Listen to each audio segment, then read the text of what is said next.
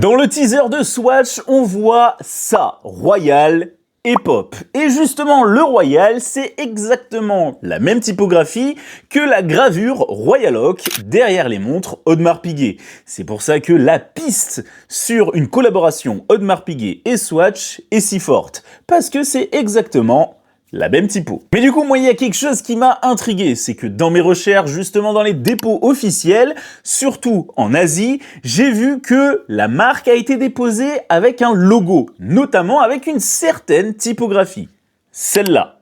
Et on peut voir que cette typographie, eh bien, elle correspond pas du tout à la typographie officielle Royal Oak. Cette typographie, c'est la typographie officielle la plus récente déposée. Elle date de 2015, elle a été déposée en Suisse, mais elle correspond exactement à celle-là, qui est du coup la typographie la plus ancienne que j'ai pu trouver encore officiellement déposée, et qui date des années 80. Et donc pour revenir à ces deux typos, on peut voir que c'est pas la même chose.